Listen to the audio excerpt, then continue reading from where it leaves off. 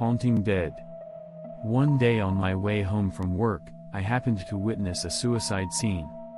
It was around 11 p.m. on a deserted street, and I was walking home from work after staying late, stopping by a convenience store to buy dinner on the way.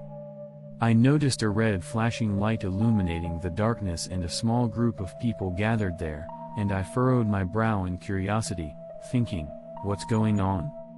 At first, I wondered what so many people were doing gathered together so late at night, but as I got closer, I realized it was a crowd surrounding an ambulance. My curiosity and voyeuristic instincts kicked in, and I joined the back of the crowd to peek into the scene. It was the first floor of a rather old two-story apartment building. The simple front door was open, revealing the interior of the roughly one-room apartment, but what caught my eye was a hanging mass of flesh stretching in a straight line from the entrance to the window inside. I squinted my eyes, feeling a sense of foreboding, and when I realized that it was a human body hanging by the neck, I felt something rise up in the back of my throat. It's a suicide. I've never seen one before. I heard such insensitive voices from among the onlookers, and feeling terrible, I decided to leave the scene. The sight was painful for my exhausted mind and unbearable for my hungry body. I thought, I should go home, eat dinner, and go to bed, but just then, I felt someone's gaze and turned around, and my attention was naturally drawn to the hanging corpse. Just then, the crew was about to lower the body, but the face of the body was turned toward me, and for a moment, it seemed as though the body had opened its eyes and made eye contact with me. Overcome with an indescribable sense of dread, I shuddered, but the body closed its eyes as if it had been a dream, and the crew and the onlookers around me didn't seem to be making much of a fuss. I thought I must be tired, so I decided to leave quickly. After returning home, I ate dinner, took a bath, and collapsed onto the bed. I must have been extremely tired, because despite it being the first time I had ever seen a body, I fell asleep without a second thought. Then, at some unknown hour in the middle of the night, I suddenly wake up. What's more, I am filled with a strange feeling of not being sleepy at all. I decided to try to sit up, but my body wouldn't move. By the time I realized it was sleep paralysis, it was already too late. I noticed someone standing in the corner of the room, and my gaze was drawn to them. I couldn't look away, even though I didn't want to, and eventually I recognized the figure as a scruffy man wearing a simple shirt and sweatpants. I couldn't see his face, but I knew he was staring at me. The man seemed to realize I was awake, and slowly approached me, wrapping his arms around his own head. He used both arms to grasp his jaw and the top of his head, mimicking a monkey's gesture. As I stared at this enigmatic scene in shock, the man suddenly began twisting his head clockwise. With a loud crack, the man let out a groan. As the bones continued to creak, the man tightened his grip on his arm and twisted his head further. Looking down at me, the man's face rotated clockwise by 90 degrees, then 180 degrees, at a speed reminiscent of a second hand on a clock. However, the intense sounds of breaking bones and the unsettling sounds of tearing flesh during this process were so overwhelming that I desperately tried to look away. However, perhaps due to the paralysis, I cannot look away from the sight of the man's head turning. Ugh. Ugh.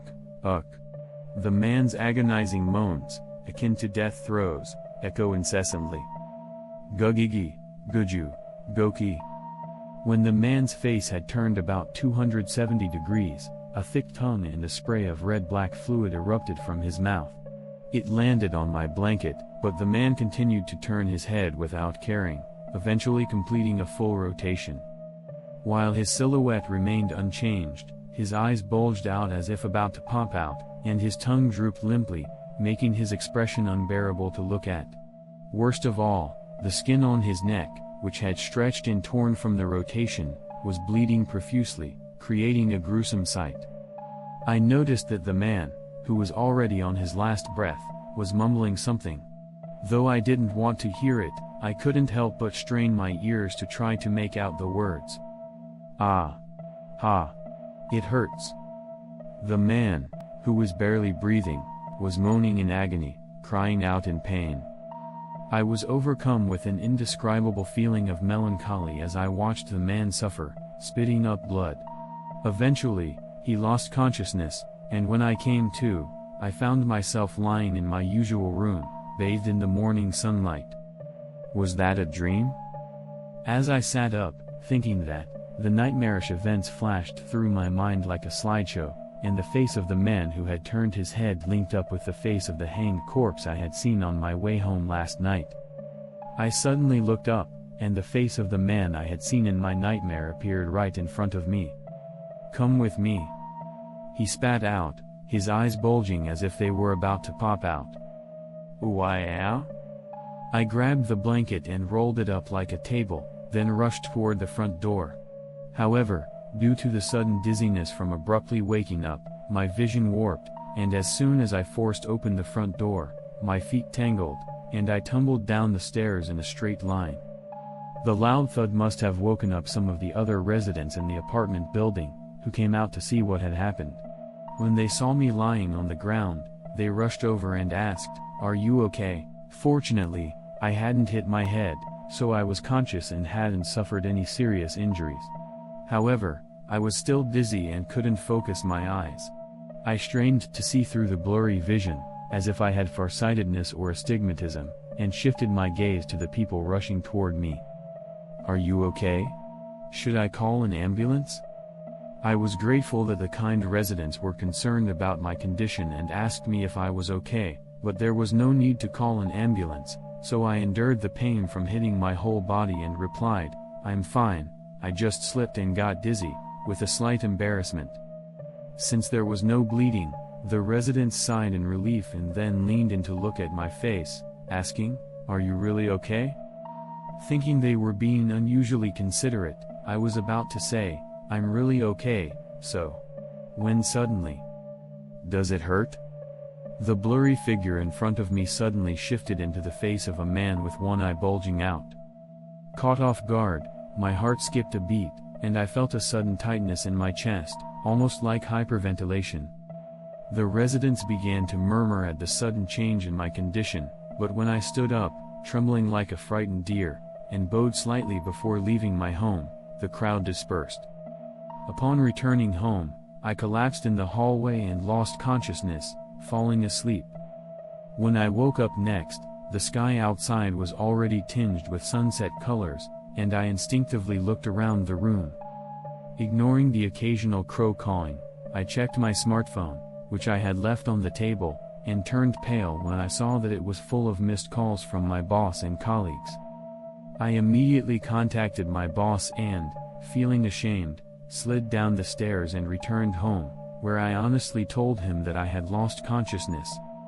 My boss initially erupted in anger, but as he calmed down, he began to worry about my health and eventually instructed me to go to the hospital to check if I had hit my head. Whether it was because my repeated apologies over the phone conveyed my sincerity or due to my usual good behavior, it was a fortunate outcome considering I had been absent without leave for an entire day. Since waking up after losing consciousness that day, the nightmares and hallucinations of that man have not reappeared before me. I had myself examined at the hospital, but there were no abnormalities, and I was even praised for being in good health.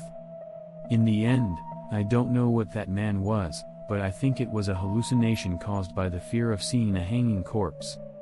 However, if it was a hallucination, there is something a little strange about it. Occasionally, when I work late and pass by that apartment building, I see the door to the room where the hanging body was found open, with the body still hanging there. But when I close my eyes, shake my head, and open them again, the apartment building is back to normal, with the front door closed. So, I guess it's just my eyes playing tricks on me. That's how strong the impact of seeing the body was. I want to believe that. This is the end of this story. Thank you for listening to the end.